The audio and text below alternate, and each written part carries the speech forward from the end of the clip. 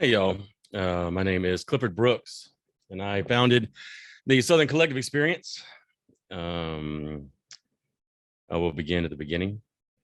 My agent decided when I was 30 or 31 that I was going to be a poet. So I went dark and I went under and wrote for 3 years hard.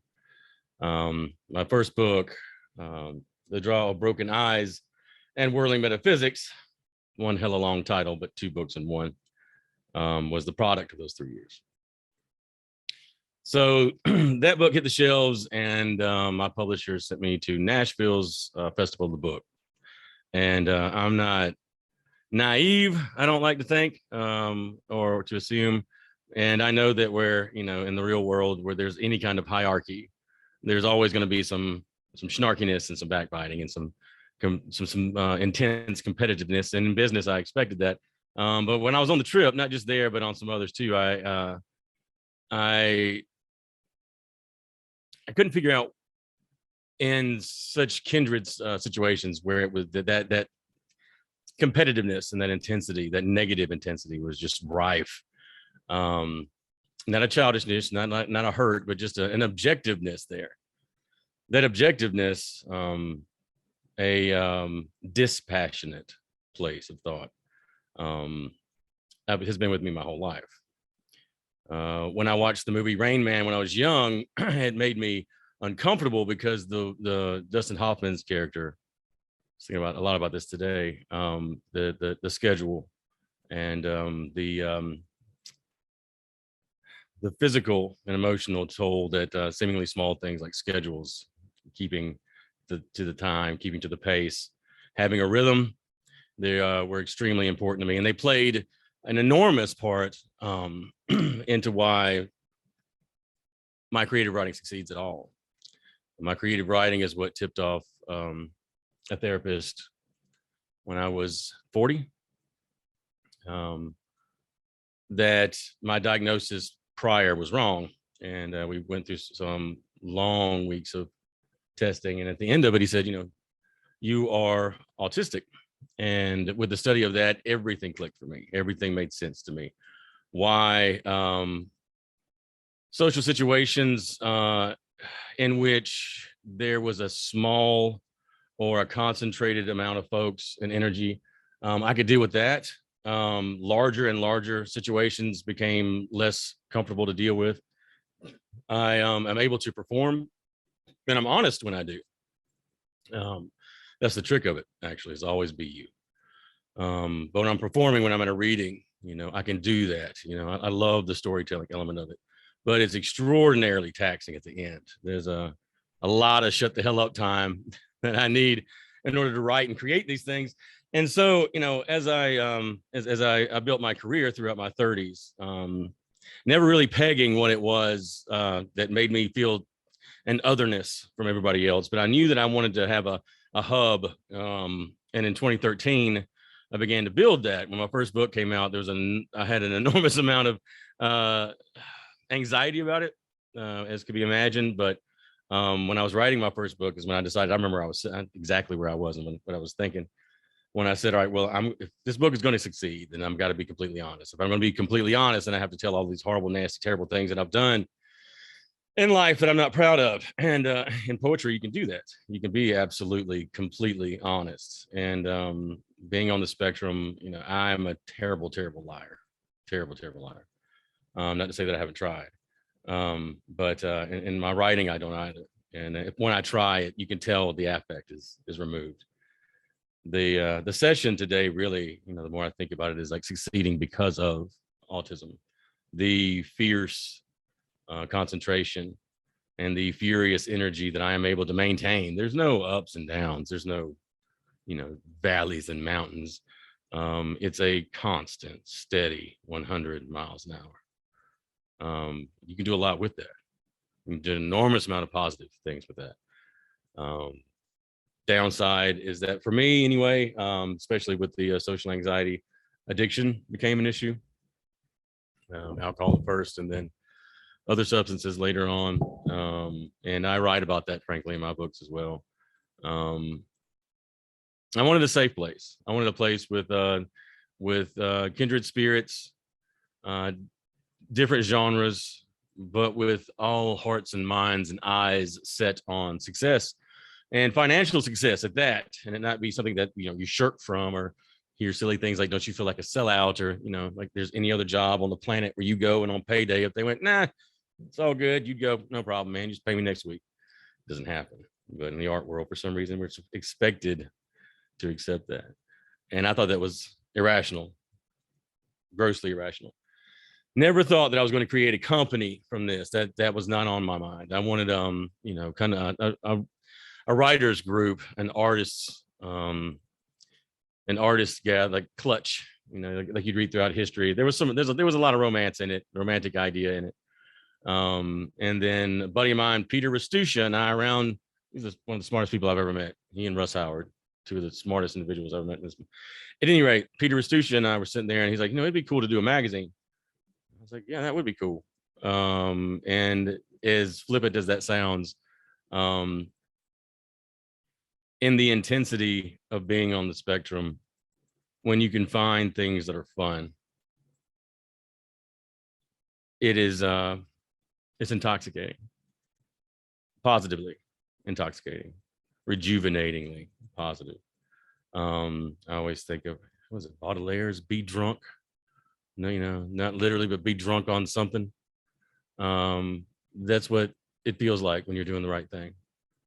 And so literary magazines bored me. I love reading about artists and how they do what they do and how they succeed at it, and the ones that talk about business, which was hard to find, that somebody that would actually talk about numbers.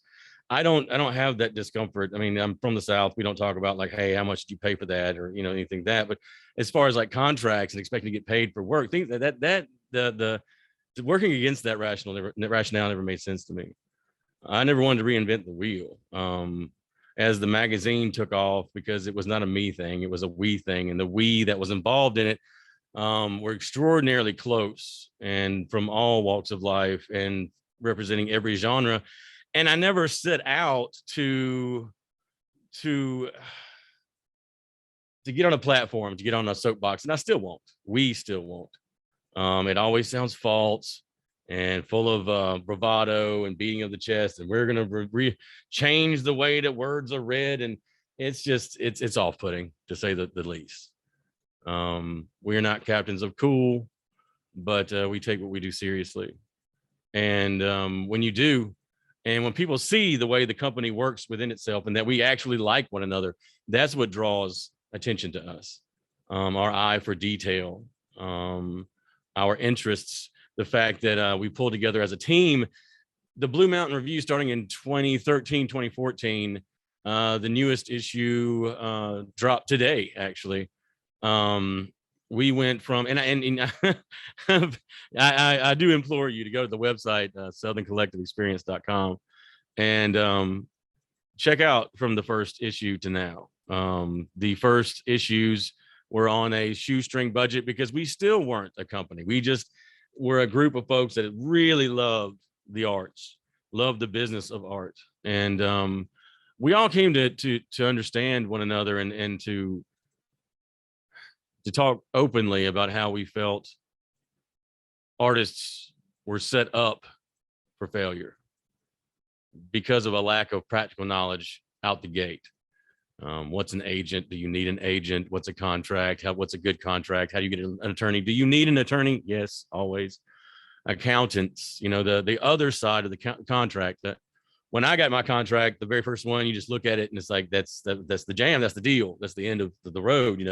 It's not, and it shouldn't be. And it's been, man, it's such a fun ride, y'all. I'm serious.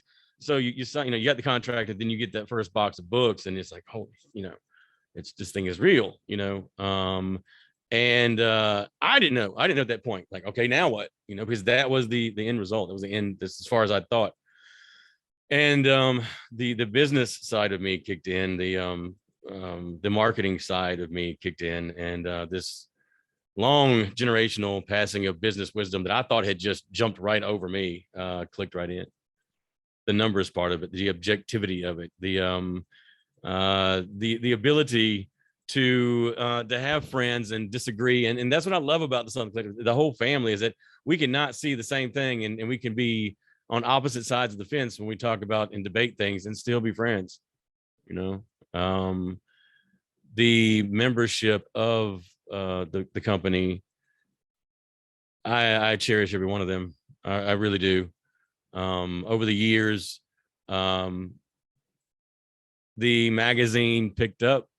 The more folks that got involved with a genuine heart and noble intent, the magazine would jump, and the money began to come in. When the money began to come in, my daddy said, "Well, do you have an attorney and an accountant and all that good stuff?" I was like, "Well, no, Daddy, I ain't figured that out yet." He's like, "Well, you need to, because," and I'll never forget this. He said, "Because Al Capone was not caught by the police. Al Capone was caught by the IRS." And he told me I had the wrong hair for prison. So I immediately went out and found, with references from several people, an incredible accountant. And I sat down with him and went over all the numbers. And he was the first person, because you never really know. You never, you don't know how to. So that's part of the art world that I think is a detriment to us, is that we grasp at straws because there's no rubric to success, really, or what that even means. It's completely out of whack with every single other business model on the planet. And it doesn't have to be. It doesn't need to be. Accountability, the same behavior, the same qualities that you expect out of every other company, every other business. It can be and is applied to the art world, and it does not make you any less of an artist to want to pay the bills, at least in part, in some way, with what you've devoted your whole life to. That's the American dream. Doing what you love, and you never work a day in your life. It is absolutely true. I work harder now than I've ever worked in my entire life, and I love it. I love it. I would have to get up on purpose to be angry and ungrateful, and more than likely immediately be struck by lightning, because of the enormity of the blessings I wake up in every day. And because of the being on the spectrum, the stubbornness that comes with, I want to create a safe space where I don't have to constantly doubt everyone's motives and everyone's ideas, and the chronic discomfort. We those on the spectrum absorb external information. We digest the world in shock waves, smells, sounds, bright lights, close talkers. With too much time in a crowded situation, everything becomes a noisy blur. You lose focus, and at least for me, it's impossible after a while to be able to hone in on one person and stay with the conversation when I can hear all of them around me. It's why I began writing. I hated school growing up. Holy Lord Jesus, I would have rather been in a tree doing anything else than school. I'm a teacher now, and I've been a teacher my whole life. I was an absolute Huck fan growing up. Loved being by myself. Loved playing by myself. But I had friends, but still, it was not a give or take in a negative way, like a give or take, and like it doesn't matter. But it's every so often with every phase of life I would move, and there are some friends. I have one friend, Russell Howard. I mentioned him earlier. I've been best friends with him since the 8th grade. Peter Asusha, almost over a decade now, first person to interview me actually about my book.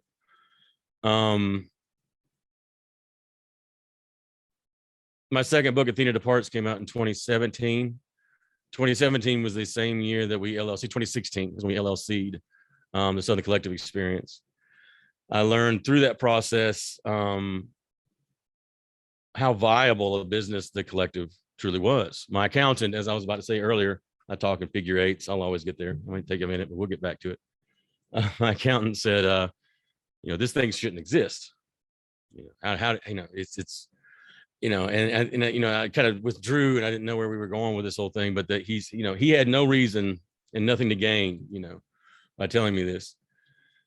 But he said, what you've got here is rare. What you have here, and he had been an accountant for 30 years. He saw the same blue flame that I did. And that was a pivotal moment for me. Doubt, chronic doubt, has haunted me most of my life. And on the spectrum, I mean, I'm not devaluing any part of it, but nobody likes someone to walk up on them immediately and start to talk. No one likes to be daydreaming and just shaken out of it. No one likes to be touched or felt, without giving permission. No one likes that. It's just, for those on the spectrum, it is intensely, wildly uncomfortable. And so I wanted to interact with the world in a way that I could jive with, that I could find a harmony with.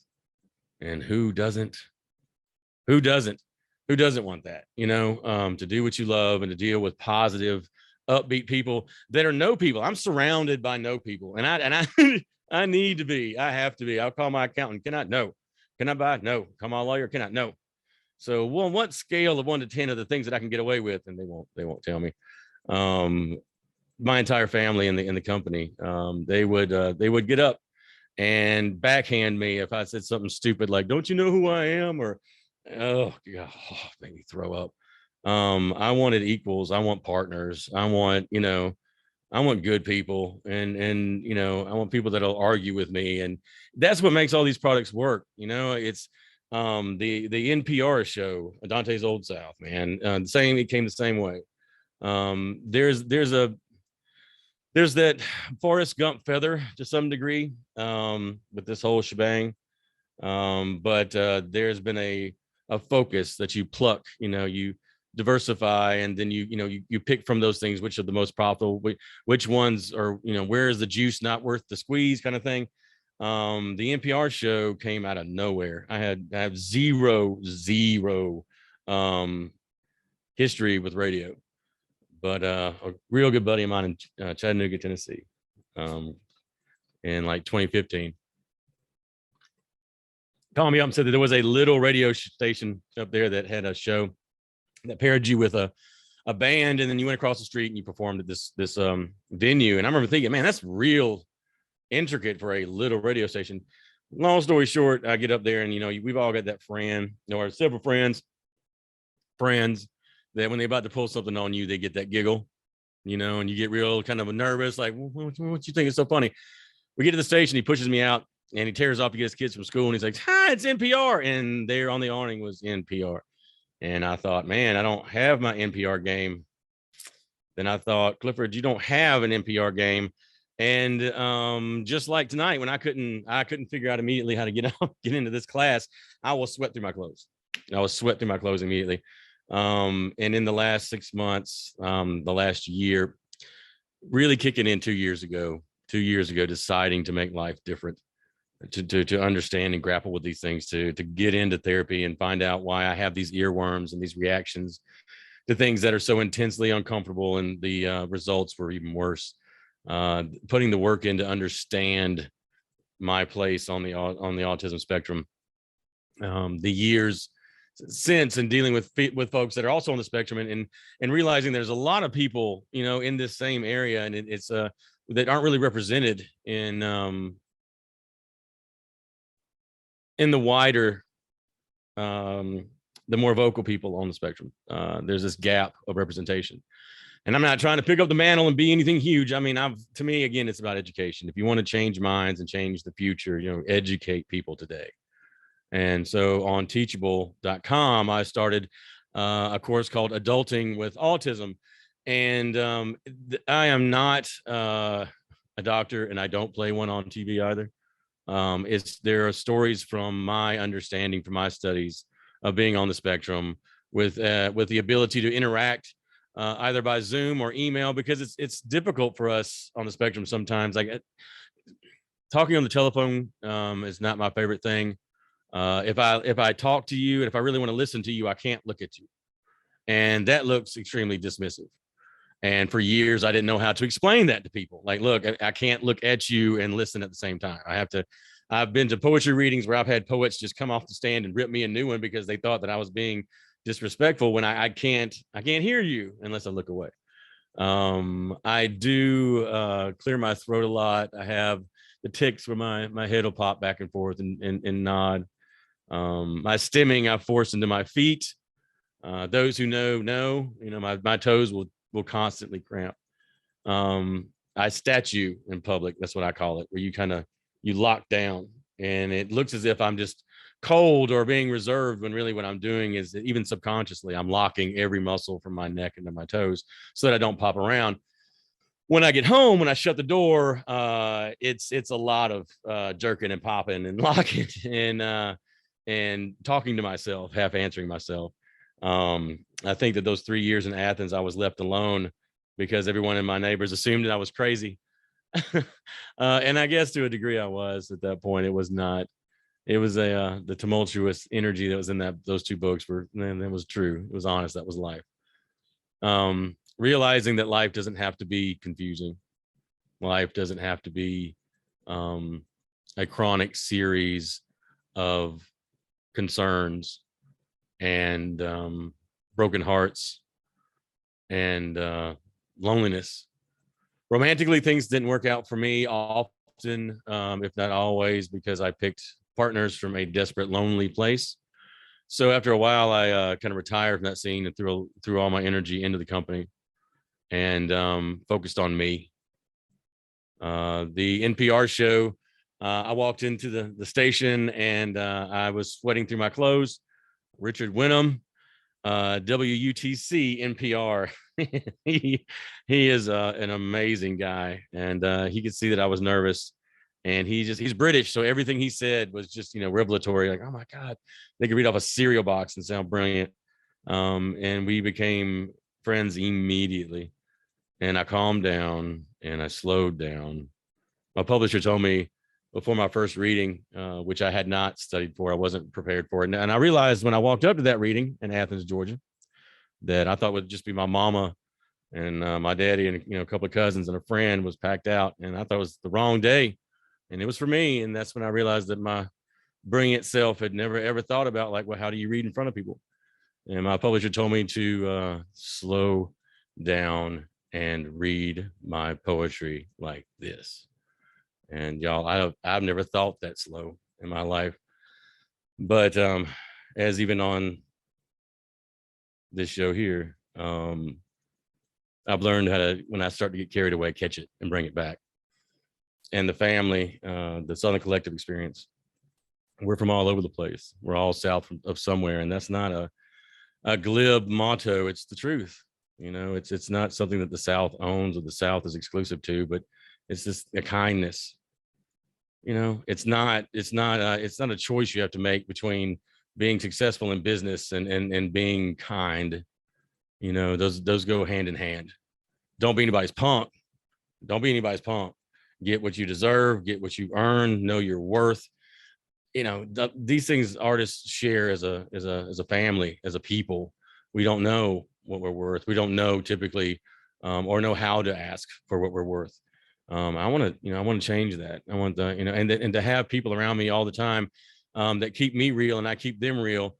When something wonderful happens amongst us, and that was one of the reasons too, one of the pillars as well, is why the company exists, is when we got a book contract or won something or got a residency or a new teaching position, that they could come to a group of people and be like, this is what happened. And we go, man, that's awesome. You know what I'm saying? Like, that is insane. And be genuinely happy. When you come across a contract, you get a book, when you make headway in the world of arts in any way, of course there's like something you hold near and dear to your heart personally. That's enough. But it is so cool to be able to go to some like minds and not brag, but just be happy and them be happy as well. And I mean, why wouldn't you want to hang out with people that way? Why do we feel like we have to always have a Judas? I thought that was just, one of those things I had to accept, and it's not. It doesn't do you any good, and it's always going to blow up in your face, and they don't want you to succeed ever. Not once. And they're not difficult to pluck out of the crowd either. Once I gained my footing, understanding what it was on the autism, my intuition, not to get too metaphysical about it, but follow your intuition. Artists typically have this, I call it what you will, I call it my God voice, that I don't question it anymore. And if it grabs me and it says, no, I don't do it. If it grabs me and it says that person's a wonderful human being, I will go pursue it. And likewise, oh my, that don't do it. I don't even look into it anymore. Getting sober, staying sober, holding the line with what I will accept in my inner circles and with my friends, and never expecting anything of them that I don't first accept out of myself. You know, it allows me the breathing room to be, I keep using this word, objective, and to be rational, and to know what I'm seeing is what I'm saying, and to know what it is. And as long as I understand it and I know the why, I don't have to agree with the why. You know, I don't have to to find merit in it. I just need to know why. Okay, why did that create, so that I can understand why, what my behaviors are, how I can tweak it. And when I find out that a problem is not indirectly or directly caused by me, I stop giving a shit. And I don't say that to be funny or to go rock jock on anybody, but I don't care. You know, if it's a cause of envy that somebody or something is pushed in, pushed against my groove, I don't waste time with it, because there's no way that I can solve it. There's no part of me that's an active component in that problem. That person has decided to have an issue with me because of something that I have created and worked hard for, and I have zero anger in my heart over it. That's something else that I never, it doesn't click into me to be something strange or rare or laudable to say, okay, well, I didn't cause this. No. So why are they mad at me? Because you're good at writing. Okay, well, there's nothing I can do to fix it. I'm not going to stop being bad at it. So again, why wouldn't you want to have people around you that are positive influences, that don't behave that way? But when I get out of the box, they'll tell me. And over the last 2 years, I have not always stayed in the box, and they have helped me get back, between the lines, to stay in a box. You know, sometimes the box is cool. My buddy Russ Howard, I keep bringing him up. I was bemoaning, again, not knowing my worth, not knowing the company, coming to a crossroads, a very difficult one not long ago, doubting the whole system, and whether or not I should keep pushing. And Russ said, Cliff, you get to choose the size of your box. You can have a rhombus, you could have a hexagon, you can have an octagon, you can make that box any size you want to. Why do we always have a negative idea about the box? And it's obviously, this is about 8 months ago. It's obviously stuck with me. I get to design my box. You get to design your box. The Southern Collective experience is my box. Every day I get up, and I look at the Blue Mountain Review, and I look at the diversity of it, the inclusion of it. And it's not something that we are pioneering or something that we think that we, or feel like we need to get up and sing about. We do it because it's fun. We do it because it's fun. And when you have that, it is a childlike joy. It is that right before Christmas morning when you're a kid and you're about to see what Santa brought. And if you don't feel some of that in what you do when you get up in the morning, yeah, man, you got to reassess what's going on. And it's not always pleasant. And this is not about my hardships, but the fact that I would have given up without doubt if I were not on the spectrum. It would not have computed the sacrifice. I say this without an ounce of melodrama, because I will not piss this away due to all that hard work, due to that sacrifice. You can't have everything.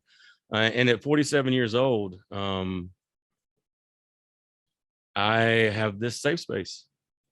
I'm able to teach at UCLA Extension's Writers Program. I just started training at a Montessori school to teach 1st through 4th graders. So I get to do grade school to grad school. My teachable classes, the company, the staff, my private writing, the radio show. Let's tie up that little bow there. Tie that package up with a bow. So after that show, Richard Wynnum, I'm not going to try and do his accent, but he said, we're doing this fundraiser, we'll have to give about 6 weeks, give me about 6 or 7 weeks and hit me back, and we'll have your show, or we'll see what we can do. And, I didn't think he wasn't being serious, but, people talk. You know what I'm saying? I wrote him back after 7 weeks. I was teaching GED at the time, the GED class. And I remember I was sitting in Cherokee County and I wrote him from my classroom. Like, hey, man, he wrote me back immediately. And I took 47 of my best friends up there in a week. And I remember he came out and was like, well, Cliff, what's your formula? And I was like, man, this ain't chemistry. I don't know what you're talking. He was like, I was like, what are you talking about? He's like, how do you want to do the show? And I just, again, you know, I don't know. I just, you know, all my friends, we want to get on NPR. And he did. He did, man. We all crammed in this one booth, all the NPR stuff. And you know, we all clamored in there like excited kids. And Richard Wyndham, he's a hero. He spliced that bad boy together, and he caught me bragging about a year later. And he's like, yeah, it just took me 4 hours to clip all that madness together. And again, you know, he keeps me real. Like all my friends, all those that I cherish, you know, they keep me real. They make me, they hold the line, man. They do. So again, NPR, I could bring people in and talk to them at a distance. I could be friendly at a distance, not cold, not fake, just at a distance, a respectable distance. I could bring on and interview people from all over the place, all over the world, and I get to talk to them in a clinical kind of way, in a pleasantly spaced condition. And I love doing it. I'm always curious about people. People fascinate me. It's just that I need a great deal of time away from people. That can make relationships difficult, not just romantic, but, you know, just friendships in general, to go off the grid like that. And I don't say this with any degree. I can't say this enough. Like, I'm not bragging about anything, but I'm not crying over it either, man. It's when you accept it, no matter what that is, there's an enormous amount of serenity that comes with that. And I did work it out in writing. I'm extraordinarily careful when I talk about, you know, writing as therapy, because I have a therapist that I went to, you know, every week for about 6 months, not long ago, and got in there and figured out where the addictions came from. All right, well then why do we do that? Well, what is it about these triggers that make you want to do that? I'd never thought about those things. I'd never taken time to think about, well, I don't know why this intensity would, you know, these certain things flip that switch, and I go into autopilot, facing those demons, actually putting them down, dealing with that shit, man. It's the cusp of anybody's healthy emotional and mental state. Exercise, the physical side of it, as someone on the spectrum, exercise, there's something about running and the lifting, the pushing of weights that takes that last knot of anxiety out of the middle of your chest. The only other thing that quelled it was drugs and alcohol. And I will tell you right now, without doubt, that going to the gym is way better than jail. I promise you. I promise you. I have stories. I could tell. And I do. In both my books. If you read them, they're still available. And you read them. If you think that's what it's about, I promise you that's what it's about. As someone on the spectrum, writing poetry too cryptic, it's not trying to write something that's difficult for that sake. I can't groove with that. I don't jive with that. I don't understand it. I like the melody of it. I love the harmony of it. And that same song is carried throughout the entire company. The last couple of years has seen an enormous amount of beautiful growth. Just COVID made everybody withdraw and pull in and go home. And during that time, artists began to reach out with an earnest passion to connect with other artists. And that's when my company began to congeal into something radiant. Caitlin Young came on to design the Blue Mountain Review, and I won't have to tell you when she picked it up. I mean, you will see if you go to the Southern Collective Experience website and just look at the past issues of the magazine, you'll see where she picked it up. And that was another spike. And I met her through a fantastic weaving of fate, where I knew her husband forever. And at the right time, when I was panicking for a designer, I think I just offhandedly said something to him, and he said, you know, my wife does this. And I'm like, no, I didn't know that. Why in the hell would I know that? And so these beautiful honest. These friends, these true friends, you know, they come out of the woodwork. They've often always been there. I don't bemoan any idea or like, why didn't they come up sooner? Because I was being a lunatic. That's exactly why they didn't want anything to do with me. But I had to go through that to be what I am now. You know, there hasn't been a medication to cure it. You know, I see someone to have, you know, my intensity tweaked because I can go too long, I can go too fierce, I can get too intense. In the last year or so, business began to make me hard. It started to make me hard. And it's not money. I highly recommend money. It's not all about money, but have you ever seen someone frown on a jet ski? No, you have not. No, money is not all the end all of art. It is not what we do it for, but it is a part of it if you want to make it your life. And there's absolutely nothing wrong with that. I had run-ins that I'm contractually obligated not to go into with my publishers. So I created my own because I like to see artists get paid. The SCE Press was another vision of mine very early when I began to see some of these inconsistencies, not just in my case, but in talking to some other folks, a lot of other people actually. Not reinventing the wheel, but putting an eye to detail, you know, looking beyond boundaries, bringing in an editorial staff from various places to then connect you to other artists that you would never think of. It is every day is a new conversation with another beautiful mind. And I don't see why more people, why more people wouldn't want to do it. You know, I'm not, again, I will continue to say this, I'm not minimizing being on the spectrum. But everything that I'm talking about, I feel like that most folks would jive with, most folks would agree with, that most folks would want in their life. And it is possible. It's work to get it, but it's absolutely possible. If you want to know more about the company, you can absolutely email me. It's easy to find it. There's an application process to be a part of the Southern Collective experience. And it's not just me that picks. There's a whole board that's brought in to talk about it and look at it and ask questions. Please do check into it and see what's up. Being a member, we have no dues. It's not like that. But there's a participation with integrity and honesty that is mandatory.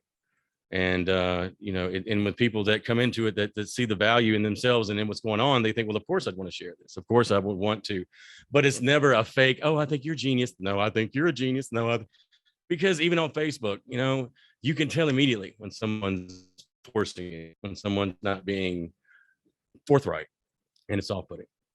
So stay honest with yourself.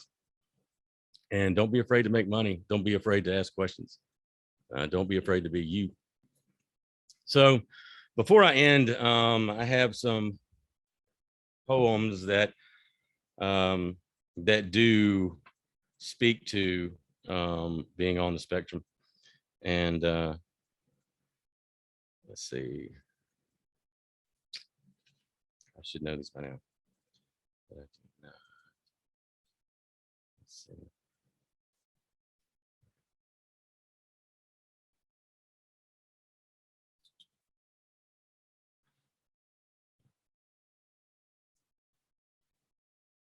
Sunday Chacon. Drinking absinthe outside the vortex. My friend buys lunch. Sinatra sings in a passing car as pink hair street preachers and we too, lucid revelers, step on the same sidewalk. Barely brushing the ground, traveling asphalt tributaries, trees thin, museums rise up, stone carves itself into forms. Graffiti blurs into an urban Pollock.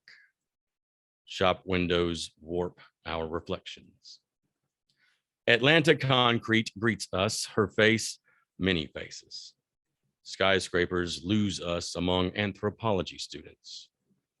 And homeless, squatting with styrofoam cups, don't accost us.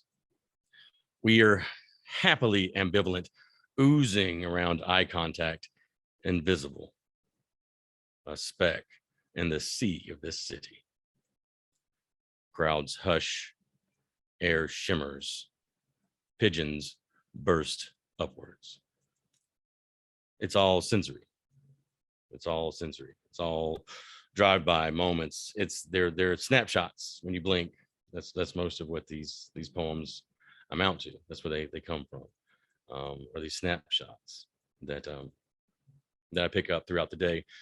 This next poem is called Six Chapters of Swerve. It is actually a day-by-day account of my life on the spectrum, but I wrote it 15 or more years before I was properly diagnosed. And this is one of those that my shrink clamped onto first. And it's called Six Chapters of Swerve, Part 1. Friday. Patsy Cline plays on a red Courses radio. I go walking after midnight.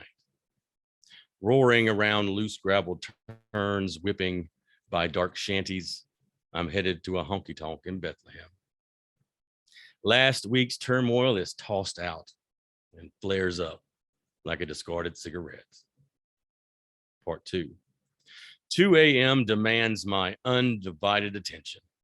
The evening brings wraiths and I whittle ghouls into phrase. Boredom.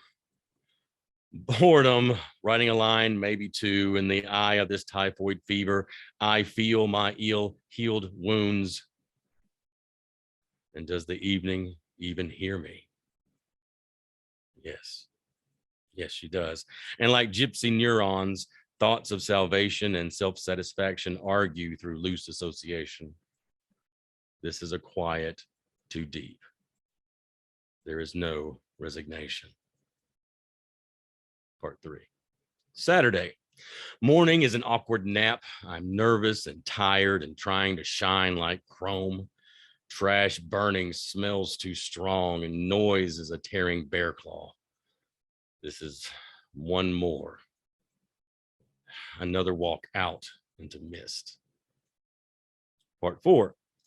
Noon is a humid sheen graced by geraniums. Craving focus, I mend mother's lawn.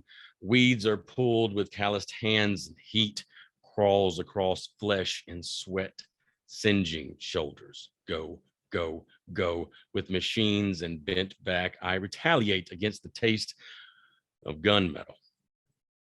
Deep breaths can't catch a pulse outside natural fact. All I can do is choose to move. This labor delays the attraction to chaos. Part 5. Sunday. Excessive energy is spent, pensive, stressed already about another uninvited week of calamity. Panic is a midnight snack, but wait, just wait. One blink, a moody shift, and now I'm Uncle Remus in his reading chair. One cool glass of water. There is no pressure. Protection. This is just a mnemonic smoke screen. It's a parlor trick.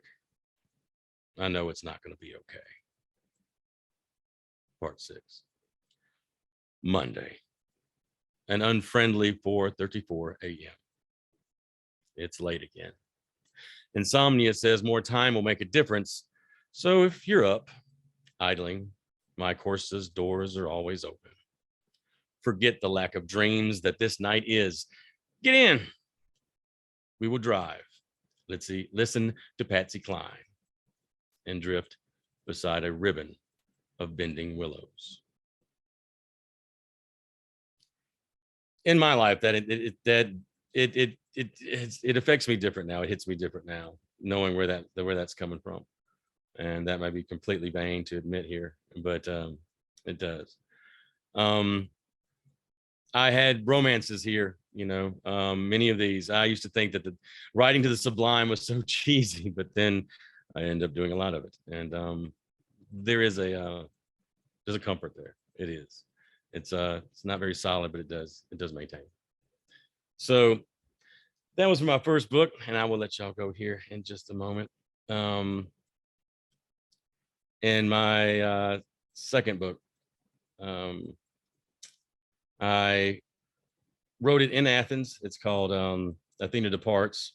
So it's my time there, and it picks up where my last book leaves off. My new book, Old Gods, picks up where Athena Departs left off. And I like to leave years in between my books. I need that space to cognitively recharge and create something that folks haven't read before. It's the way my mind works. So, you know, it's been intense and it's been fun at the same time, which all good things typically are. Let's see.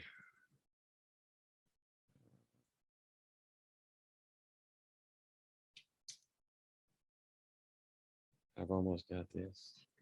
Let's see.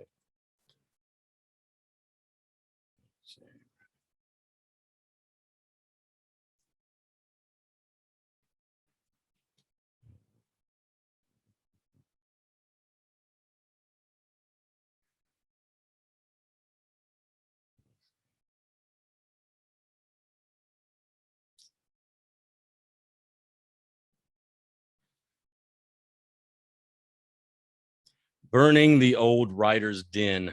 This is where I left off and left off a lot of my shame and self that allowed me to be a better person to lead a company.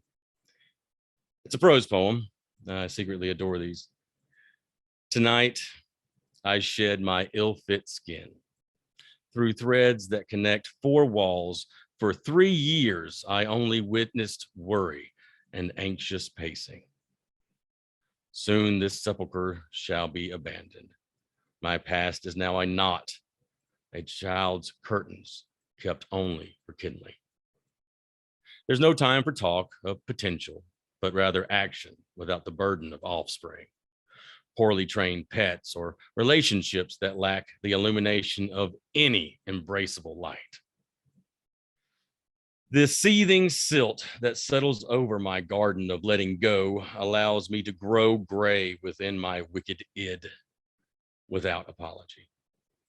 It sends a thicket of avarice across my chest and massages out the mangled corners free from the creative malady. Hell, purgatory, and paradise are contained by the fine fit of a linen suit that I, the fiend, found dark enough to swallow greed. Any unhealed fissure that may remain, to which fear forced open in my flesh, is fused closed by the virtue thistled in veins of this vicious man. Now I am not without God. It's just that all my soft, sensitive yesterdays are left on a dock where neglectful mothers leave children without a father to pick them up.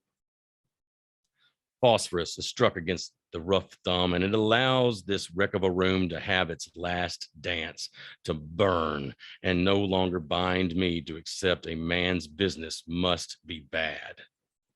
I spit, smoke, then whip open the window, and with irresponsible wings, this wraith rages into a night without nostalgia, not stinking of the secret.